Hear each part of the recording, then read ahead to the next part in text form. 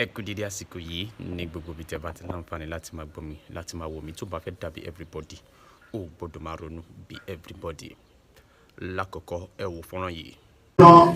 Comrade Akínọlá George sí bàbá wa Bánjí Akíntóyè kàn pé Sunday Igboho kàn sọ fún wípé gbogbo àwọn bloggers tó sọ̀rọ̀ àǹdẹ̀ kàn ceasefire àbẹ̀bọ́ kàtàkàtà nígboro ayé ìlú. Bàbá CSI wọ́n fẹ́ wọlé tán yányán. Bóyá jẹ́ ni. Ọmọ aláwọ̀dù gan-an. Àfẹ́kẹ́ everybody ká pàdé ń bẹ̀ ní on the 26. Ẹ̀túyáyá Jáde kẹ́ máa bọ̀ kẹ́ wá bá wa lọ́dọ̀ bàbá wa. Irú ẹkùn kò ṣe fi lájà lọ́wọ́. Kẹ́bíṣe lọ́tún tí bàbá fi sọ pé kẹ́bíṣe security bàbá làwọn fẹ́ kẹ́bíṣe lọ́tún wọn ni kẹ́bíṣe o. Kì í ṣe pé tọkọtìyàwó kẹ́ wá ń jà wọn ni ẹgbẹ́ mọ́tò rẹ̀ kù lọ́bẹ̀. Ẹ̀yin tèmi ní ìpínlẹ̀ Ọ̀ṣun ẹ dákun ẹ stay safe torí eléyìí wà yé mi mọ́ ìbò la fẹ́ dì àjagun Ọ̀ṣun ṣe sàbísà.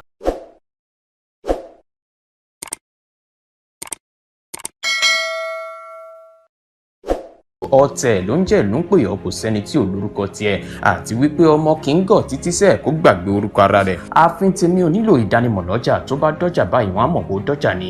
Èmi tí ń tòótọ́ Samuel Owóyẹmí fẹ́lẹ́fẹ́lẹ́ láyé lórúkọ mi fẹ́lẹ́ ní gbogbo ìyẹn mọ̀ mí sí. Èmi náà kọ́ Ọlọ́run ọba òkè ló fún mi ṣe ní gbogbo ìgbà. Àwọn nǹkan kan wà nílẹ̀ tí mo fẹ́ jẹ́ ká yànnàná nílẹ̀ Yorùbá. Láìpẹ́ yìí ni àwọn mọ̀lẹ́bí kan ní ìpínlẹ̀ Ògùn ké gbàjarè wípé wọ́n tún jí èèyàn wọn gbé o tí àwọn ènìyàn dẹ̀ ń béèrè fún 500 million naira. Nǹkan kan ṣẹlẹ̀ lórí ọ̀rọ̀ tí US lawyer tí ó ń bá olóyè Igboho fà tó di wípé nígbẹ̀yìngbẹ̀yìn wọ́n padà yí ẹnu padà. Mo fẹ́ jẹ́ kẹ́ notice àwọn kankan nínú ohun tí arákùnrin yẹn sọ. Lánàá ọ̀pọ̀ àwọn èèyàn gbọ́rọ̀ yẹn ṣùgbọ́n èmi ò rò pé ó tán síbẹ̀ torí pé bí màá yìí ṣe ń sọ̀rọ̀ ó ń sọ in the way that pé àwọn ti yanjú ẹ̀ nígbà kan tàmẹ́dò àwọn ń sọ àwọn ọ̀rọ̀ kan ẹ má yẹ kí n fi gbogbo ẹnu sọ̀rọ̀ bẹ́ẹ̀ ọ̀rọ̀ òun àti Tani Ọlọ́run torí ẹ̀ mo ṣe sọ pé mi ì fẹ́ dá sí ọ̀rọ̀ ẹ̀sìn tí àwọn àti Tani Ọlọ́run bá jọ ń fà á ẹjọ́ kọjọ́ máa fà á ẹni bá ṣe ohun téèyàn kan ṣe rí ó di dandan kójú ẹ̀ rí ohun téèyàn kan rí rí kò sóhun tá a máa sọ wípé àjẹyó tá a máa fi wá tà pa àbí bu ẹnu àtẹ́lu ẹ̀sìn tí wọ́n bá ti tọ́ wa. Mo kàn fẹ́ jẹ́ kẹ́ mọ̀ àwọn kankan ní pé lánàá olóyè Sunday Igboho sọ nǹkan kan níbi tí wọ́n ti ṣe àfihàn ọkọ̀ tí wọ́n brand ìyẹn tí Ọọ̀ni ti Ilé-Ifẹ̀ fi ránṣẹ́ sí wọn.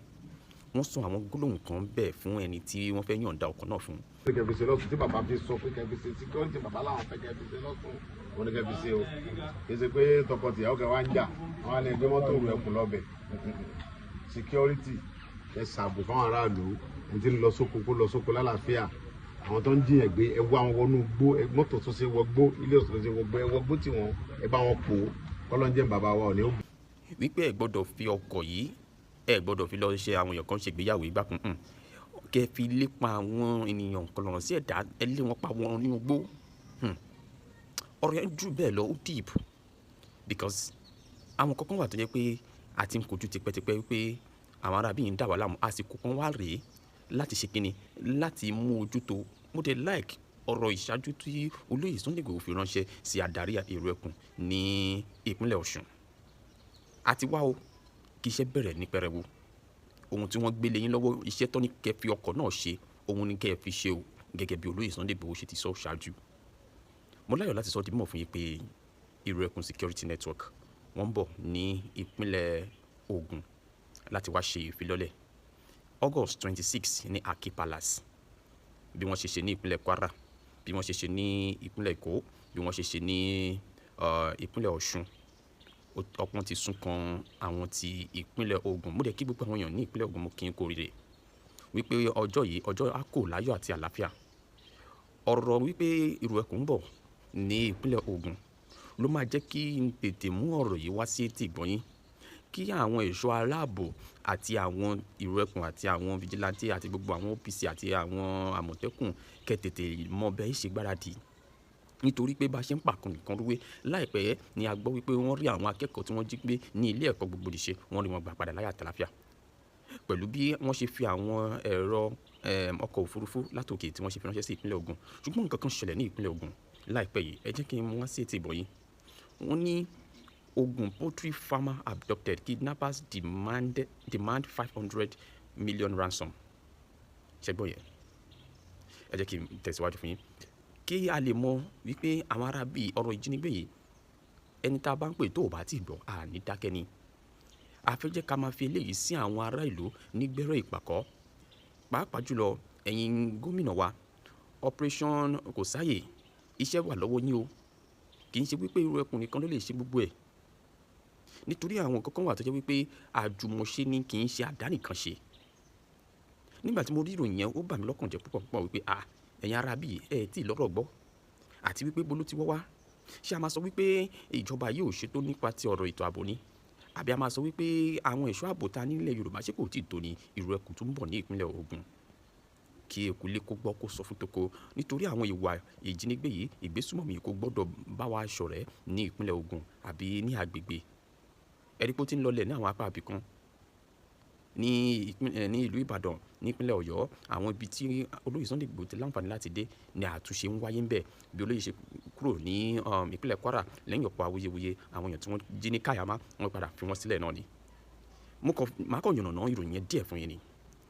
Lórí ọ̀rọ̀ ètò ààbò yìí náà ni.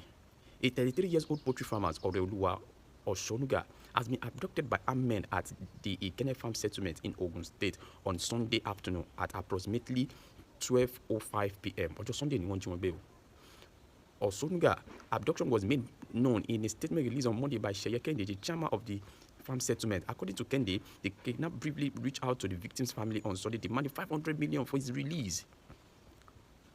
Imagine.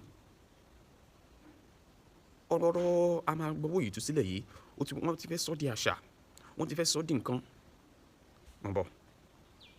Torí mo fẹ́ jẹ́ kí ọ̀rọ̀ yìí kò ní ìtumọ̀ dáadáa. Ẹ wá gbọ́ ibi tí wọ́n ti jí gbé o. He is a poultry farmer and was on his way out of the farm when he was accosted by gunmen who shot at his car and forced him into the bush. Immediately, security personnel were invited and their response was prompt. Military men were also deployed from Ilese, who combed the forest. No tangible results. We are using this million to keep the community aware of our plight and to stay vigilant.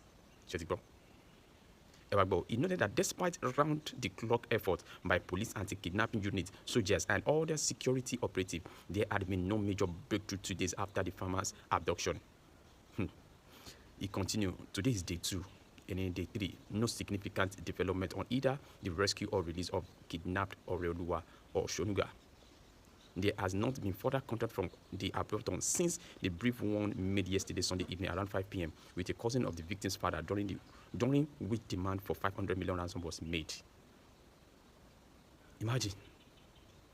Pé wọ́n ò tí kàn sí àwọn láti ìgbà tí gbogbo nǹkan yìí ti ṣẹlẹ̀ tí wọ́n bè fún 500 million. Ibo ni ẹ ti fẹ́ jẹ́ kí àgbẹ̀ kó rí irú nǹkan báyìí.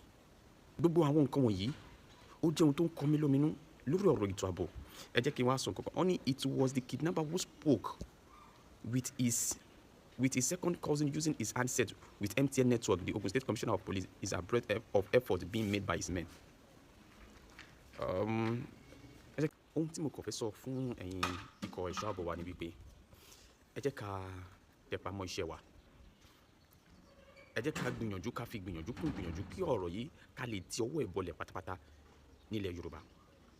Àwọn tó wà ní òkè ọ̀hún, àwọn tó wà lókè òkè òkun, wọ́n gbọ́dọ̀ wálé pẹ̀lú ìfọkànbalẹ̀. Wọ́n gbọ́dọ̀ máa bẹ̀rù, wọ́n gbọ́dọ̀ máa jáyà. Mo láǹfààní láti bá àwọn èèyàn kan ní òkè òkun, ní abroad, in diaspora. Mo láǹfààní láti bá wọn sọ̀rọ̀ one on one. Ohun tí wọ́n dẹ̀ ń sọ fún mi pé ìbẹ̀rù yẹn náà ni. Ọ̀pọ̀ nínú wọn ló ní èròǹgbà gidi fún wa ní orílẹ̀-èdè Nàìjíríà pé táwọn bá dé àwọn fẹ́ wá ṣe àwọn nǹkan tí yóò create job opportunity, tí yóò ṣe ìrànlọ́wọ́ fún àwọn ọ̀dọ́, tí yóò ṣe ìrànlọ́wọ́ fún àwọn ará ìlú. But this fear of kidnapping àti ìwà ìgbésùmọ̀mí wà lọ́kàn wọn.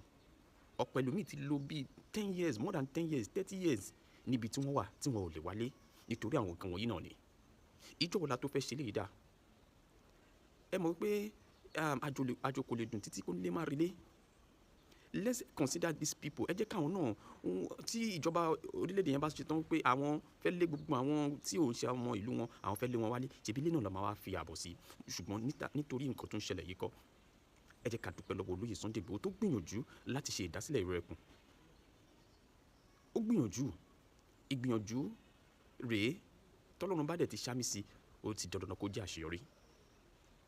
Ọlọ́run dẹ̀ ti ń dé ìgbìyànjú olóyè Sunday Igboho, Ọlọ́run ti ń dé ládé pẹ̀lú àwọn ìgbésẹ̀ tí a ti ń rèé. Ẹ wo àwọn ìpínlẹ̀ tí wọ́n ti lọ ṣe ìdásílẹ̀ ìró ẹkùn tó ti ṣe ìfilọ́lẹ̀ rẹ̀, ó tún ń bọ̀ ní ìpínlẹ̀ Ògùn báyìí. Ṣé ẹ rí i pé ó máa ní ìtumọ̀? Ó máa ní ìtumọ̀ púpọ̀ púpọ̀ lọ́rọ̀ ètò ààbò. Àwọn tó ń bu ẹnu àtẹ́ lù ẹ̀yin nìyẹn o, torí ẹni yìí Ọlọ́run ti gbéga, kò dẹ̀ sẹ́ni tó lè fà wálẹ̀. Mo ń ro ti àwọn èèyàn tó wà ní in diaspora, tó wà lókè òkun.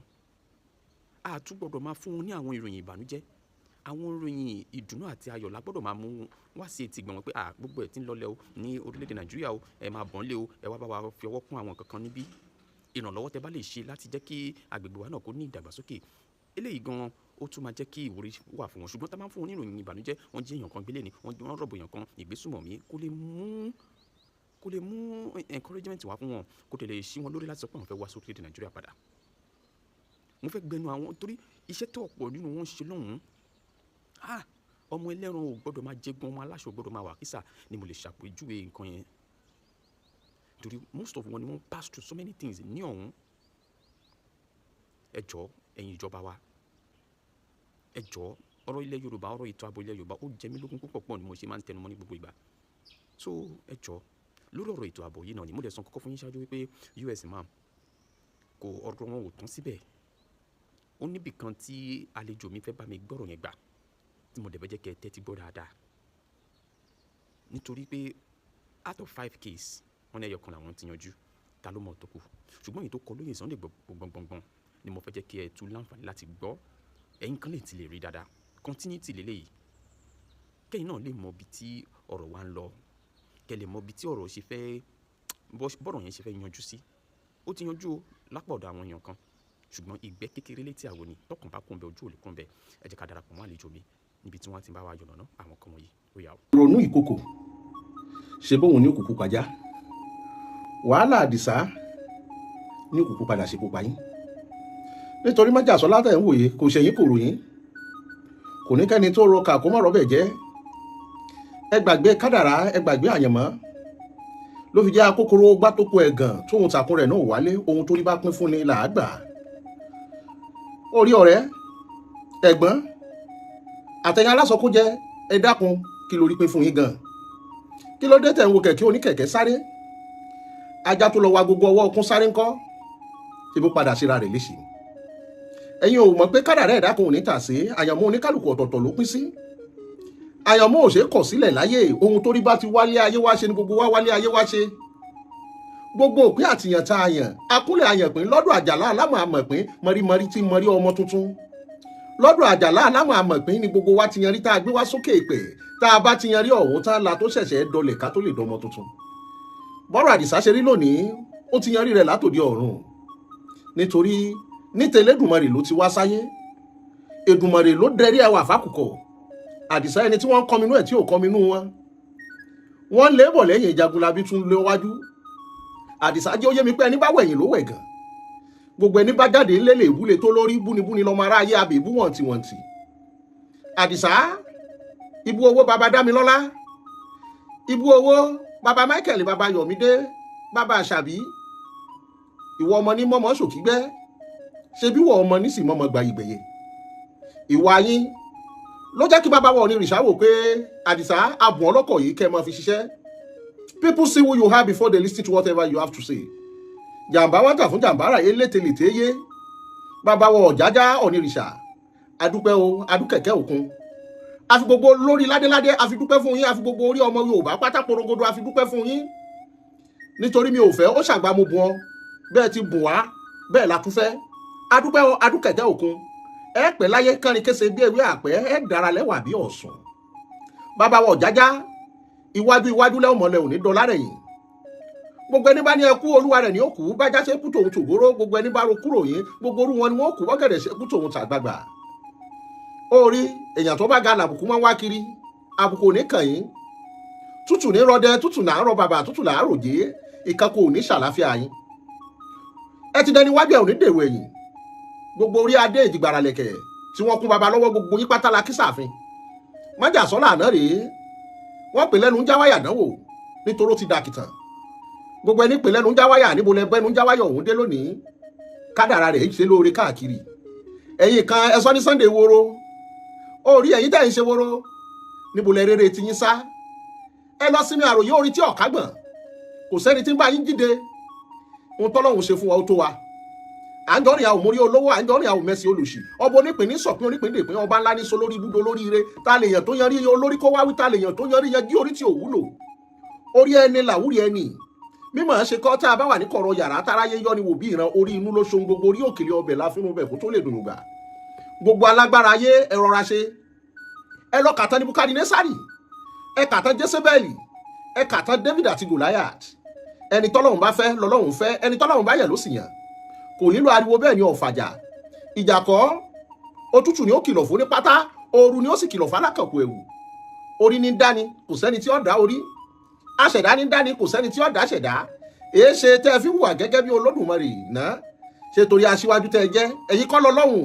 èé ṣe ẹ mọ́ hùwà gẹ́gẹ́ bí Olódùmarè mọ́ ẹni tẹ́ ẹ bá bọ́ ìwọ̀nba ni kẹ́ ẹ lè bá sọ̀rọ̀ ẹni tẹ́ ẹ bá gbàdọ́dún kàbọ́dún méjì lọ́wọ́ ẹ̀ akẹgbẹ́ ni yín ẹ ṣáájú rẹ̀ délé ayé ni ìwọ̀n tún níwọ̀n sí ẹjẹ́ atẹlẹ̀ jẹ́jẹ́ nítorí ilẹ̀ ń yọ̀ májà sọ láti gòkè odò káfárá tó já àdìsá ò ní padà wẹ́yìn mọ́ iwájú iwájú ni ọmọ lọ gbogbo ẹni bá ní okú ó dolú tìrán àgádágodo tìrán ìwọ̀ tí ń bẹ lẹ́nu eku ní máa ń tìrán méku lẹ́nu ìwọ̀ tí máa ń bẹ lẹ́nu ẹja ní tìrán mẹ́ja lẹ́nu fúra àṣàwùrù tẹ́rì yìí ní máa ń ti ilẹ̀kùn mọ́ra rẹ̀ ọwọ́ tọ́gẹ̀dẹ̀ ọ̀tá àdìsá bá gbé ara wọn ni kí wọ́n máa fi lù kẹ́bọ ọpẹlẹ́bọ àṣàṣì ọ̀pá lásàṣì àdìsá ò ní kí tẹnìkan máa da iwájú iwájú làwọn máa lọ forward ever backward never whoever that look down at us will always come back and meet us at the great top àwa náà kọ́ Ọlọ́run ni adúpẹ́ o adúkẹ̀kẹ́ òkun orí gbogbo alágbára tá a mọ̀ nílẹ̀ Yorùbá gbogbo alágbára tá a mọ̀ ń pè lálágbára alágbára tá a ní lónìí ayé ló fẹ́ kìí ṣe kó yanra rẹ̀ tá a bá wọ̀ pọ̀lọpọ̀ alágbára tá a mọ̀ nílẹ̀ Yorùbá ìmí nínú kí wọ́n adarí ó yàn lé wa lórí gẹ́gẹ́ bí pa fún lóyè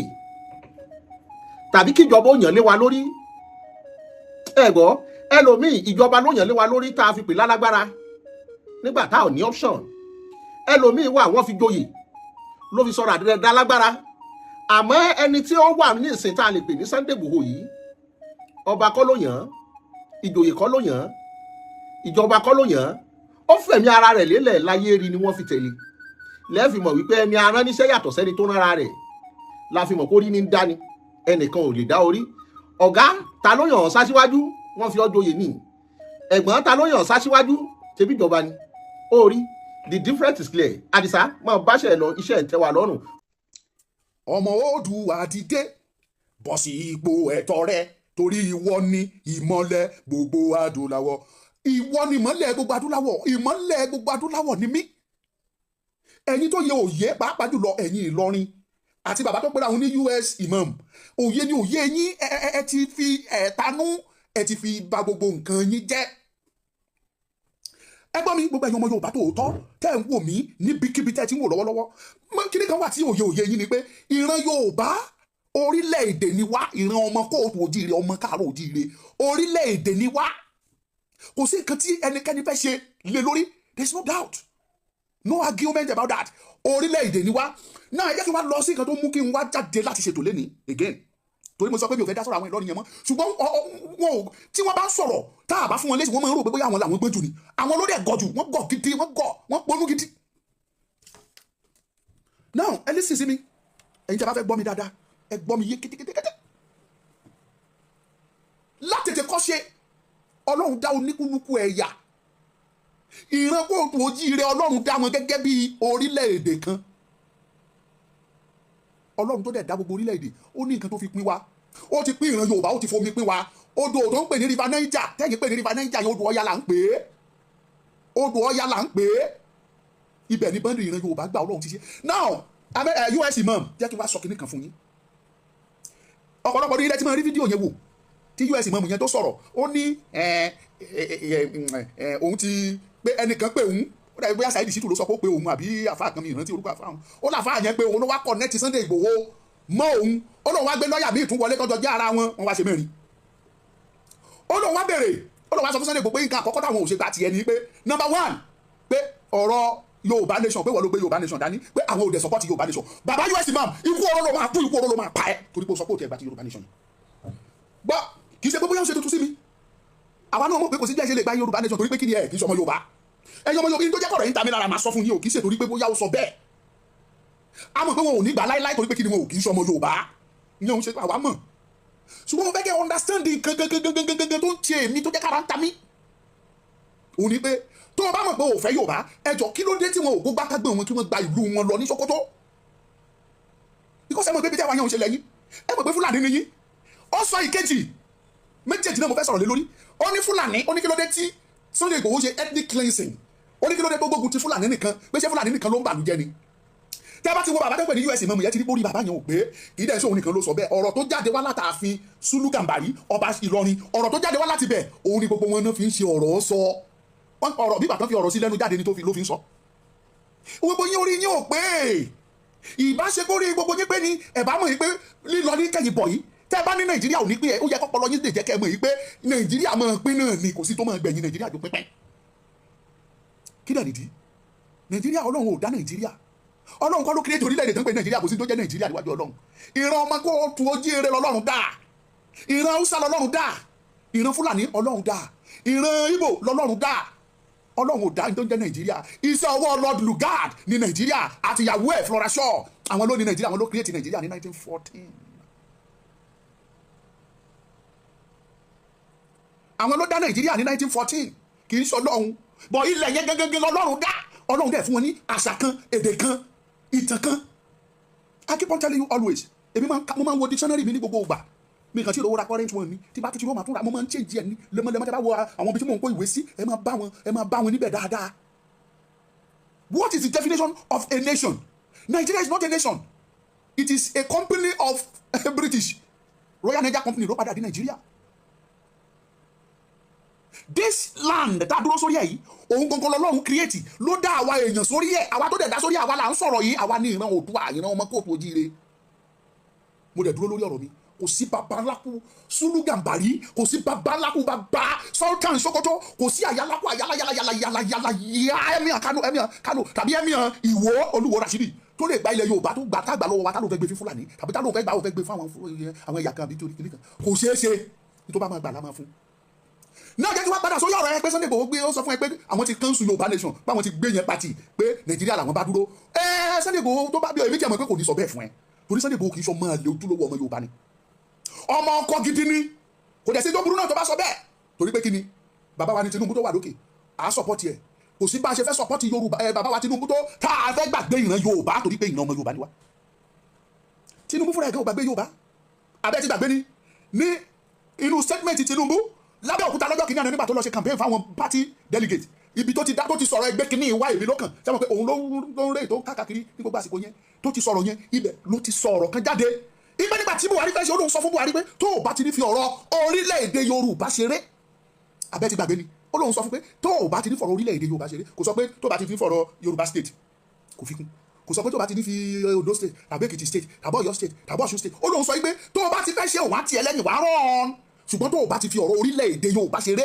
tó o bá lọ́pọlọ ní US mọ̀ wá mọ̀ pé Tinubu fúnra rẹ̀ mọ̀ ìpò orílẹ̀-èdè ní Yorùbá ó lè pẹ́ kó tó dàbẹ́ ní pípẹ́ lójú wa ó mọ̀ wáyé Yorùbá máa dúró gẹ́gẹ́ bí orílẹ̀-èdè ọmọdé yẹn mọ̀kàn rọra ó wá àlàáfíà fún ẹni ó fẹ́ fi ẹ lọ́kàn balẹ̀ ni ó fẹ́ kọ́ ara kó tutù bàbá Tinubu níbi tó jókòó sí àwọn náà sọpọ́tì tó ń ṣiṣẹ́ fún bàbá Tinubu àwa dẹ̀ ń ṣiṣẹ́ à ń sọpọ́tì bàbá Tinubu nítorí olóyè Sunday ọmọdé yẹn lè sọ pé òun gbé Yorùbá nation party àwa ò gbé party àwa adúró lórí ẹ̀pọ̀n ni tí ò sí tó máa yẹ Yorùbá nation kò sí tó máa yẹ àwa dúró tó Sunday tó sọ pé òun gbé party ó gbé kó rọra ó dàbí ọ̀rọ̀ tí bàbá wa kìíní sọ ni ó bọ́ ẹ̀wù Yorùbá nation rọra fi kọ́ ni yóò gbé ngbò báyà èyí dẹ́ ní kò tẹ́yìn lọ́rùn yà mọ̀ ó yé wa ìdí tí ò ṣe tẹ́yìn lọ́rùn torí pé kí ni ẹ̀ kì í sọmọ Yorùbá Fúlàní nìyí it is clean and pure ó wà obvious pé Fúlàní pọ́nbélé nìyí àṣẹ dẹ́ẹ̀dẹ́ ń lò àṣẹ tó wá láti Sultan Palace ni láti Sokoto òun lẹ́ ń lò ìdí tẹ́ ti sọ pé ẹ̀ẹ̀fẹ́ nìyẹn ẹ̀yin lẹ́ẹ̀fẹ́ ṣùgbọ́n jẹ́ bèrè lọ́wọ́ yín sẹ́yìn lọ́lọ́run ni ẹlẹ́ẹ̀fẹ́ sẹ́yìn ni Ọlọ́run ni are you God ẹ̀ kì í sọ lọ́hùn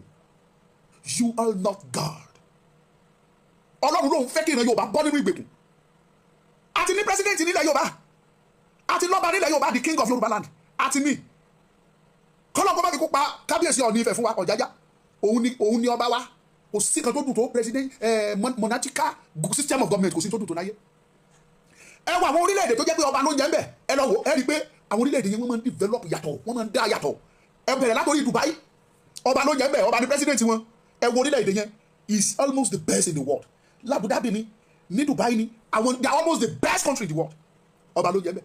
ẹ lọ sí Qatar orílẹ̀-èdè Qatar ọba ló jẹ́ bẹ́ẹ̀ they are almost one of the best tó jẹ́ pé orílẹ̀-èdè tí wàá dé tinú ẹ̀ mọ̀ dùn pé mo wà lórílẹ̀-èdè kan. ẹ lọ sí Oman ọba ni wọ́n jẹ́ bẹ́ẹ̀. Saudi Arabia ọba ni wọ́n jẹ́ bẹ́ẹ̀.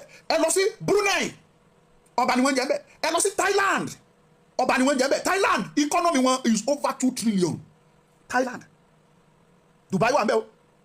ẹ lọ sí Morocco ní gbogbo kóńtì tó wà láfíríkà lẹ́ni kò sẹ́ni tó lè sọ pé báwo ni ti Morocco ṣe jẹ́ ọba ni wọ́n jẹ́ bẹ́ẹ̀. ká má wàá sọ̀rọ̀ United Kingdom tó jẹ́ pé ọba ni wọ́n jẹ́.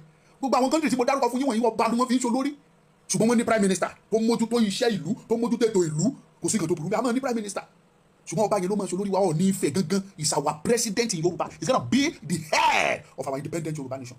ẹ lè má gbà fún mi o mo suggest ni ó wù mí bẹ́ẹ̀ ni àbáni ẹ lè má gbà kò káyé but bọ́lọ́run ṣe dá ìran Yorùbá ní pé ọba ló lórí wa ọba ti ṣe olórí wa rí náà nílẹ̀ Yorùbá kábíyèsí ọba Tadéníkáwọ́ Adésọjí Adérẹ̀mí àná ó jẹ́ gómìnà ilẹ̀ Yorùbá gbogbo ilẹ̀ Yorùbá pátápátá bó dẹ̀ jẹ́ pé gómìnà fìdí ẹ ló jẹ́ tí bá sọ pé fìdí ẹ kì í yan omi pé ó jẹ́ kí á ti ka o but it's like a puppet ọba puppet governor nígbà I'm sorry to say that torí àwọn òyìnbó yẹn náà pàṣẹ àwọn náà control wọ́n fi jọba ṣùgbọ́n ọba tó fi jẹun jẹ́ kó ní àṣẹ délẹ̀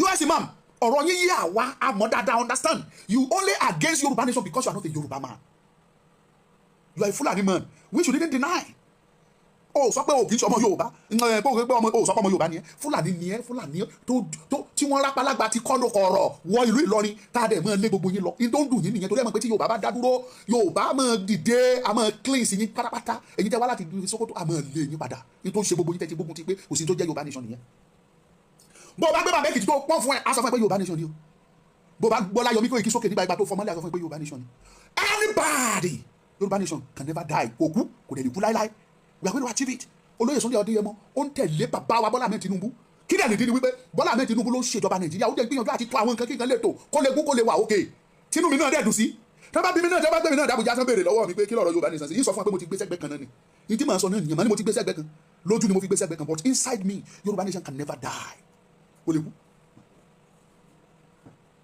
so orílẹ̀-èdè Yorùbá ò gbọ́ ni Tinubu sọ pé orílẹ̀-èdè Yorùbá ṣé ìwà tó ń pariwo tó lo jẹ́ lọ́ọ̀yà yìí US mọ́ mu yín ṣé ó kàwé tó Tinubu ni àbó oríta tó Tinubu àbó ọmọọyàn tó Tinubu àbó olówó tó Tinubu àbó ní information tó Tinubu kí ló ní tó Tinubu kí Tinubu má ṣe president Nàìjíríà gan o tó bàtà ẹsẹ̀ òun tó ríran tó mọ tó lọ sọ pé orílẹ̀-èdè Yorùbá ìwọ dàdàngọ̀bìrì ìwọ dídì tó mọ tó ọwọ́ àtúnyẹ tó mọ yàtọ̀ sósì ọ̀dà dìdìrín dírọ́bó ìwọ wá ń sọ wípé kò sí nǹkan tó jẹ́ Yorùbá nítorí pé ó gọ̀ díẹ̀ ní US mọ́ you know see as you gods pé ó ti gọ̀ jù kí ni ẹ ṣe wọ nìkan gbogbo ẹ̀yin Fúlàní tẹ́ wà nílọrin gbogbo yín lẹ ponú ẹ gọ̀ gidi ara yín yóò balẹ̀ wọ́n ti sọ fún wa ọkàn yóò balẹ̀ ara yóò balẹ̀ wàhálà ti bá yín ìdààmú ti bá yín torí ẹ mọ̀ pé kò sọgbọ́n tẹ́ lè dá Yorùbá máa gba Ìlọrin padà ìran Yorùbá ló ní Ìlọrin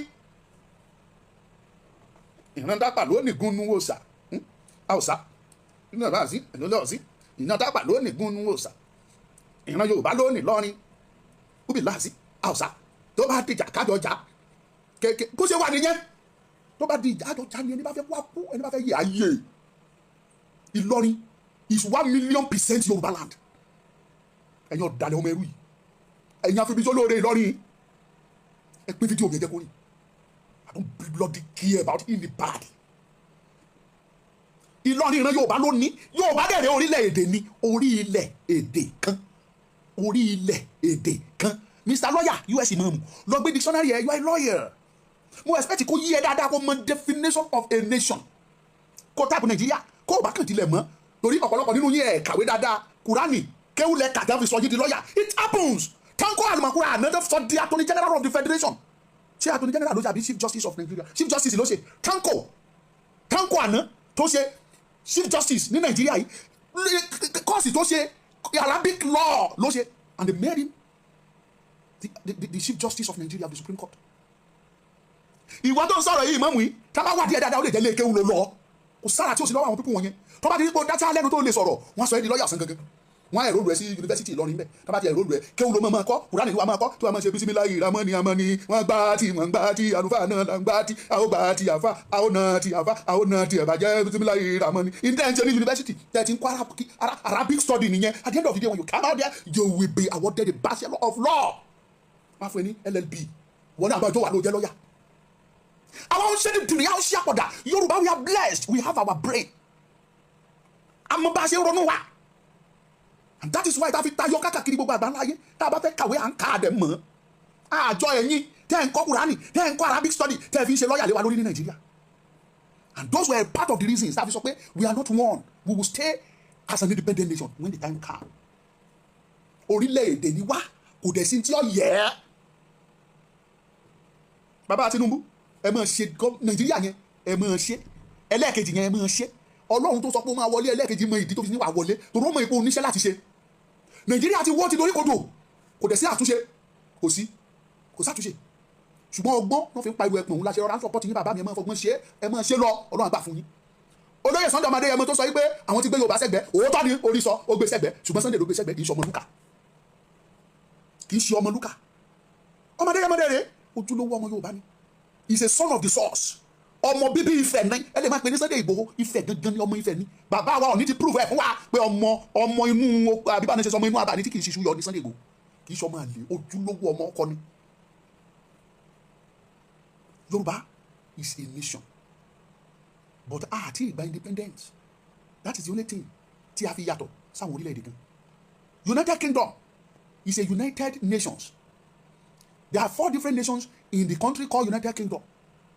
There is England tí wọ́n bá ń gbá World Cup England máa ń gbá lọ́tọ̀ ni wọ́n ní tíìmù tí wọ́n lọ́tọ̀ they don't go as me ò tí ì rí tíìmù tí wọ́n kọ́ United Kingdom tíìmù mi ì tí ì rí láyé wọ́n ní tíìmù wọn lọ́tọ̀ Scotland ní tíìmù wọn lọ́tọ̀ Wales wọ́n ní tíìmù wọn lọ́tọ̀ Ireland wọ́n ní tíìmù wọn lọ́tọ̀ was it Ireland or Northern Ireland wọ́n ní lọ́tọ̀ what are we talking gbogbo wọn pátápátá ni wọ́n ní èdè tiwọn gbogbo wọn pátápátá ni wọ́n jọ ń ṣe papọ̀ oníkálukú dẹ̀ powó òfin tún ara ẹ̀ ṣe ṣùgbọ́n èyí ní ká máa powó tiwa ká máa powó wákẹ́ máa ná bó ṣe wù yín ẹni téèyàn bá mu tí ẹ léṣe ni àwa dẹ̀ à ń ṣe ọtí níbí à ń mú ẹ̀dẹ̀ ń gba fáàtì ẹ̀dẹ̀ fi ń jayé lọ́hùn ẹ̀ mọ̀ pé wọ́n máa pa yín ni òun lẹ́sẹ̀ tètè ń kú òun ní kú ṣe tètè máa pa yín tẹ̀ ṣe tètè máa kú torí tí ò yẹ kẹ́ jẹ àrámù ni owó tó jáde látara ọtí tẹ̀yìn sọ pé kò da òun lẹ́yìn ná wọ́n máa pa yín ni ẹ̀ sì mọ̀ kú ni ikú oró ikú bó ṣe máa pa yín nìyẹn. sẹ́rí I don't hate anybody but níbi tọ́lọ́ dé yìí tẹ́ fẹ́ máa mú Yorùbá tẹ́ sọ Yorùbá dídì dìrìn ẹ ti wá rí wa bí pé àwa la gọ̀jù Ìgbò àwọn Yorùbá sọ pé Yorùbá ló pọ̀jù Fúlàní náà ẹ wò wá ẹni Yorùbá ló pọ̀jù ẹ pè wá lórúkọ you call us names upon the fact that we tolerated you people a tolerate yín a fàyè gbà yín we love you we show you love we allowed you to move we gave you maximum freedom in Yorùbá land the freedom táwa fún yín nílẹ̀ Yorùbá tí ọmọ Yorùbá bá dọ̀dọ̀ yẹn ẹ lè fún ní 5% of that freedom táwa fún yín nílẹ̀ Yorùbá wọn ò bí ọmọ Yorùbá dákó dé north kó lóun fẹ́ ṣe business tó wù òun kó lóun fẹ́ máa ṣe taoti tàbí òun kàn fẹ́ ṣe bó ṣe wù òun wọ́n máa sun ẹni the Fulani they will burn you and nothing will happen. ẹni tó ṣẹ̀ tí wọ́n lé lọ tó náà fẹ́ pa ó sáwọ police station àwọn ọlọ́pàá yẹn fúnra wọn tún gbé jáde wá fún ẹgbẹ́ ẹni tẹ́ fẹ́ parí ẹgbẹ́ ìpa and they burn that woman they burn her alive. nílẹ̀ Yorùbá ẹ̀yin tẹ̀ wá bó ṣe wù yìí and you said a lè dúró kékeré sí tó jẹ́ ní Yorùbá nation you lied Yorùbá nation must is a must èmi tí ẹ mọ̀ ó dá mi lójú bí ọ̀sẹ̀ ni bí Ọlọ́run ti ń bẹ tí ẹ̀mí rẹ̀ ń bẹ kò sí tó máa yẹ orílẹ̀-èdè Yorùbá máa dúró Ọlọ́run mọ̀nà tó fẹ́ gbà òun ló mọ bó ṣe fẹ́ ṣe nothing can change it.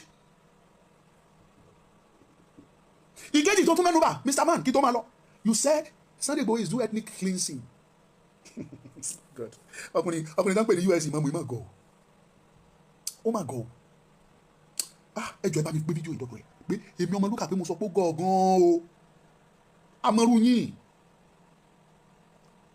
The beginning of the problem we are facing in this artificial country called Nigeria is from the Fulanis. Because láti bẹ̀rẹ̀ pẹ̀pẹ̀ wá Fulani ò sí lára Nigeria. The Yoruba wọ́n live in peace. The Hausas they were peaceful people according to bá a ṣe gbọ́ mo tẹ̀lé pé nísìnyí àwọn náà ti wọnú àwọn Hausa wọ́n ti dì kan so we don't care but according to history the Hausas the indigenous Hausa people they were peaceful people. They were a nation with history. Orílẹ̀-èdè tó nítàn ní àwọn orílẹ̀-èdè Hausa. Orílẹ̀-èdè àwọn Igbo, àwọn náà ń gbégbé ayé àlàáfíà tí wọ́n in peace. Kò sí wàhálà, kò sí jà, kò sí dààmú. But lọ́jọ́ tẹ́yìn tán pè ní Fúlàní tẹ́ ti kó agbára yín in the year 1813. Níjọ́ tẹ́ ti wọ Nàìjíríà yìí wá, ọjọ́ yẹn lógun ti bẹ́. Ọjọ́ yẹn ni wàhálà ti dé. Ọjọ́ yẹn lẹ ti bẹ̀rẹ̀ sí ní lépa, bẹ́ẹ̀ ṣe fẹ́ take over ilẹ̀, bẹ́ẹ̀ ṣe fẹ́ ṣe tibí, bẹ́ẹ̀ ṣe fẹ́ ṣe tọ̀hún. Ọjọ́ yẹn lẹ ti bẹ̀rẹ̀ sí ní introduce jihad. bẹ́ẹ̀ ṣe eliminate gbogbo Saki tó wà ní north, the traditional rulers of the Hausa indigenous people, you eliminate them, you deleted every one of them. Pẹ̀lú aka nínú tán, and you install your emirs. Ẹ̀dẹ̀ ń kógun jà wọ́n ní ìlú bá ìlú. Understand èyí tẹ̀ wọ́n fídíò mi, ìlú sí ìlú náà fi ń fogun jà wọ́n. Tó bá ti dé ìlú yẹn, wọ́n á pa àwọn ọkùnrin wọn. Tó jágbàlagbà, wọ́n á fa àwọn ọmọdé wọn sílẹ̀. Wọ́n á fa àwọn obìnrin sílẹ̀. Àwọn Fúlàní tó kógun jà wọ́n yẹn, wọ́n wá ká àwọn obìnrin wọn yẹn, wọ́n á bẹ̀rẹ̀ sí ní kó bá sùn bá wọn. Wọ́n á fún wọn lóyún, wọ́n á bẹ̀rẹ̀ sí ní bímọ fún wọn. Àwọn ọmọ wọn tó jọkùnrin tí wọ́n fi ilẹ̀ tí wọ́n dá sí tí wọ́n jẹ́ ọmọ kéékèèké tí wọ́n ò pa. Táwọn yẹn náà bá ti dàgbà, wọ́n ti kọ́ wọn ní kéwú, wọ́n ti kọ́ wọn ní Kùránì, wọ́n ti yí wọn lọ́kàn padà. Àwọn á máa fa àwọn ọmọ wọn náà fún wọn, wọ́n máa fẹ́ wọn kẹ́rẹ́kẹ́rẹ́kẹ́rẹ́ wọ́n mẹ́rin wọn wọnú ara wọn. Ó wá di pé wọn ò wá lè differentiate ara wọn gan. The Hausas and the Fulanis kò wá ṣe é wọn ò mọ bó ṣe fẹ́ ṣe é. Tán fi lè sọ pé Hausa lẹ́ni tàbí Fulani lẹ́ni wọ́n ti wọnú ara wọn. That is what they did in Ìlọrin. Ìyí tí wọ́n ṣe ní Ìlọrin nìyẹn. Wọ́n bẹ̀ sí ní kógun ja ìdílé sí ìdílé ní Ìlọrin. Alimi àtàwọn ọmọ ogun ẹ̀ wọ́n bẹ̀ sí ní kógun ja ilé sílé.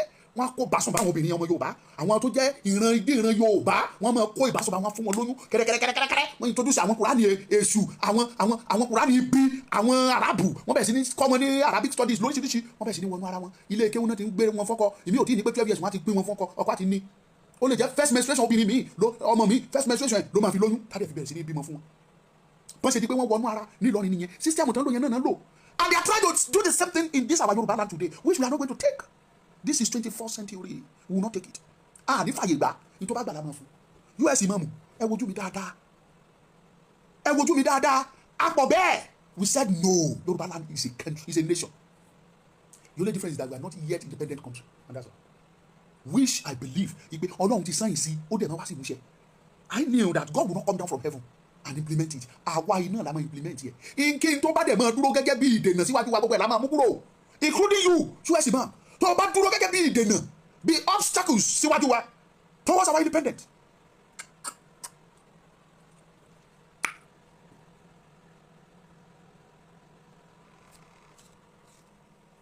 Kí ni ìran look at Nigeria as a whole. Orílẹ̀-èdè náà build sórí irọ́ à ń tanra wa jẹ Nàìjíríà wíyéèdì àrèdè ẹlẹ́tìf lá ìwọ̀n náà jẹ́ nìkan ta ló sọ fún ẹ pé ìwọ̀n náà kọ́ you are not the one that kọ́ do Nàìjíríà wo. This should be enough for people. This is obvious. À ń tanra wa jẹ ni. Àwọn philosopher wọ́n sọ ọ̀rọ̀ kan wípé if you are afraid of changes then to succeed in life for you will be very very difficult. Problem tọ́pọ̀lọpọ̀ àwọn ọmọ Yorùbá àwọn ọmọ Igbo àtàwọn Hausa problem tọ́pọ̀lọpọ̀ wọn nínú yẹn they were afraid of changes. Ẹ̀rù ń bà wọ́n pé tí Nàìjíríà bá pín kí ló fẹ́ ṣẹlẹ̀ ṣé yà ò ní jẹ wá. Ẹ̀rù ń bà wọ́n bẹ̀rù changes. Even living in this very life is a risk. Ilé ayé tá à ń gbé risk ni pé wọ́n bí ẹ sílẹ̀ risk ni bọ́ọ̀ ń gbé inú ẹ̀ risk ni ó sùn ó tún jí lọ́jọ́ kejì ṣe risk ló take ẹlòmíì sùn tí ò jí ojú oorun yẹn ló gbà lọ. Risk ló láyé. You must give a chance for a change. Tinubu ń sọ̀rọ̀ regional system of government pé ká change kúrò nínú ọgbọ́n tá à ń lò tẹ́lẹ̀ ká tún lò mí ọ̀pọ̀lọpọ̀ ń bẹ̀rù. They are being scared of changes that will happen. If you are scared of changes, to make it in life for you will be very difficult. In tó jẹ́ kó ìrù ń bá ọ̀pọ̀lọpọ̀ àwọn ọmọ Igbo àwọn ọmọ Yorùbá nìyẹn tẹ́ fi máa rí àwọn ọmọ Yorùbá kankan tí wọ́n sọ pé àwọn ò fẹ́ kí Nàìjíríà pín kò sí tó ń ṣe wọ́n ju pé ẹ̀rù ń bà wọ́n. They are being scared. Look at some people. Look at àwọn religious leader wa àwọn bá dadi G.O. àwọn dadi Redeem àwọn dadi Winner àwọn dadi KYCC àwọn dadi Mountain of Fire gbogbo wọn kò sí tó ń ṣe gbogbo wọn tó ń ṣe sòótọ́ ju wípé ẹ̀rù ń bà wọ́n pé tó bá pín kí ìbá oníṣọ́ọ̀ṣì mi tó wà ní Kaduna ṣe fẹ́ jẹ́ ìbá oníṣọ́ọ̀ṣì mi tó wà ní Kòtàngórà oníṣọ́ọ̀ṣì mi tó wà ní Kẹ́fí.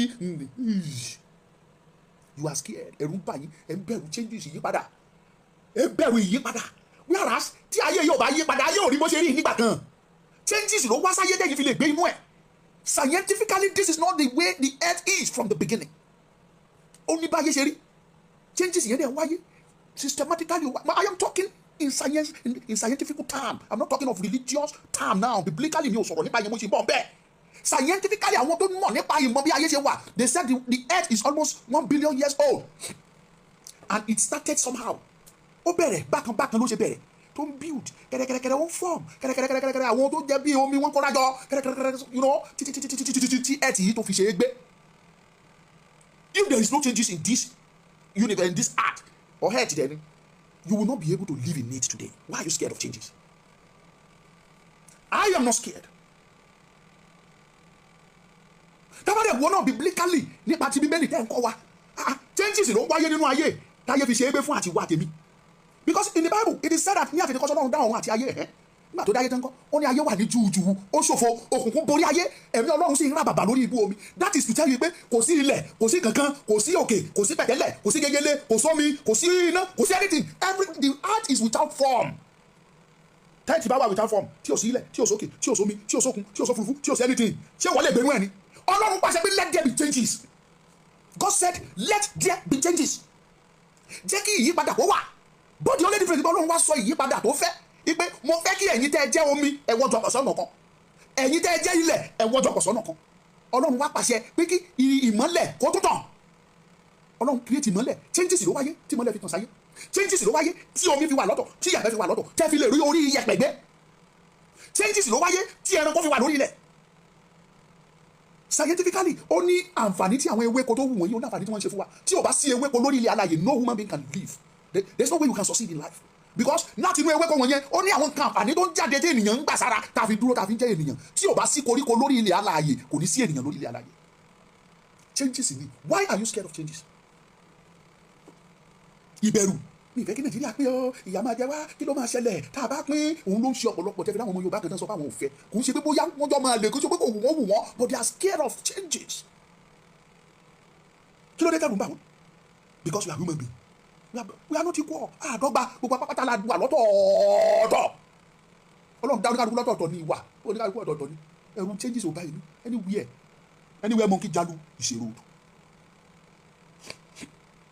ẹ̀gbọ́n anywhere monkey jalu for me o anywhere monkey jalu is a road kò yẹ yín so therefore ìran Yorùbá ìran orílẹ̀-èdè kan tó lọ́run dání and we are going to achieve our independence no matter what ó lè má ṣe sí ọlọ́run ló mọ ìgbà tí àkókò tó bá tún wọ ọlọ́run tó lè dìde lé ní kó tún sọ pé mo tún ti dé o Ọmọlúkà kó tún gbá àwọn kan dìde kó tún ṣe kí kó tún wá lé kókókókókókó nítorí ọlọ́run bá ti sọ pé àṣẹ fẹ́ gùn àṣẹ máa gùn kò sẹ́ni tó lè yẹ.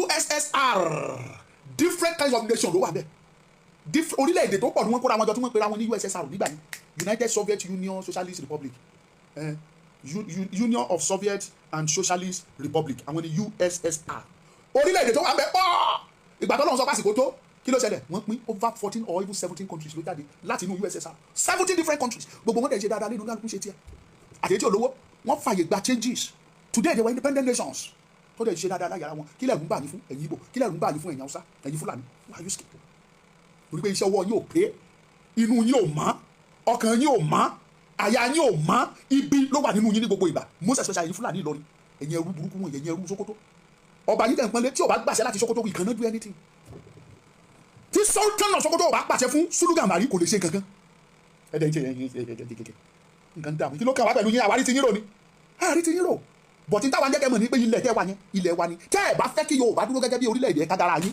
àkúkú lé yín ẹ̀ka dára yín ẹ̀kọ́ ẹrù yín ẹ̀kọ́ gbogbo nǹkan yín ẹ máa lọ sí Sókótó Sultan á fún yín nílẹ̀ níbẹ̀ tẹ́tí máa ṣe ìlú yín ilẹ̀ tẹ́ wà yẹn ilẹ̀ ìran Yorùbá ni á sì dúró gẹ́gẹ́ bí orílẹ̀-èdè kò sí tí ó yẹ ẹ wo mi ìfẹ́ kó ju báyìí lọ torí àsìkò Ọmọlúkà ni mò ń jẹ́ ẹ̀wò gbódò ẹ̀wò bákẹ́ ọmọ lọ́sọmọdé gbàgbọ́n lọ́wọ́ ọmọ akin Ọmọlúkà ló ń jẹ́ bẹ́ẹ̀ ọmọ arógun mẹ́sàn ọmọ arógun mẹ́sàn ẹ̀wò gbódò tí a ẹ sọ fún US mọ̀ pé Ọmọlúkà sọ pé ó yẹ ò pé o ẹ jẹ́ kó prove ẹ̀ fún wa gan pé òun lọ school ó dẹ́ Arabic study ló ṣe ẹ lọ wádìí ẹ̀ ilé kéwú ló lọ àwọn tó lọ Arabic study ní yunifásitì wọn á kó wọn wá sọ wọn di lọ́ọ̀yà bí èyí ó máa ṣe láyé o Nàìjíríà máa ti dorí kodò tipẹ́ o Nàìjíríà máa ti dorí kodò ó mọ̀ pẹ́ o.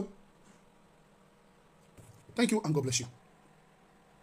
ẹ bá mi pé ètò yìí ẹ jẹ́ kó rìn ẹ jẹ́ kó lọ ẹ pín dọ́dọ̀ US ìmáàmù ẹ jẹ́ kó gbọ́ wípé ìran Yorùbá enough of their shit gbogbo ẹ̀yin Fúlàní Yorùbá ti tolerate yín more than enough this is enough it is one ó tó gẹ́ alùpàá ìdáni eléyìí tẹ́ fi Yorùbá gbálẹ̀ tẹ́ fi wá wọlé yẹn ó ti tó gẹ́ ìran Yorùbá ni wá ìran ọmọ Oòduà ìran ọmọ káàró oòjíire and nothing can change it Yorùbá is independent nation we will achieve our independence kò ní dáa fún gbogbo yín papọ̀ Ọmọlúkà ni mo jẹ́ kò ní burú fún ẹ kò ní bàjẹ́ fún ẹ bá mi pín ẹjọ́ ẹ pín ẹ jẹ́ kó rìn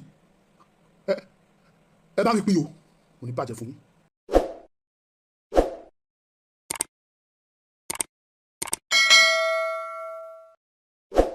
ọ̀tẹ̀ ló ń jẹ́ ló ń pè ọ́ kò sẹ́ni tí ò lórúkọ tiẹ̀ àti wípé ọmọ kì í gọ̀ títí sẹ́ẹ̀ kó gbàgbé orúkọ ara rẹ̀ ààfin tèmi ò nílò ìdánimọ̀ lọ́jà tó bá dọ́jà báyìí wọ́n á mọ̀ kó dọ́jà ni èmi tì í tòótọ́ Samuel Owóyẹmí fẹ́lẹ́fẹ́lẹ́ láyé lórúkọ mi fẹ́lẹ́ ní gbogbo ìyẹn mọ̀ mí sí èmi náà kọ́ Ọlọ́run ọba òkè ló fún mi ṣe ní gbogbo ìgbà.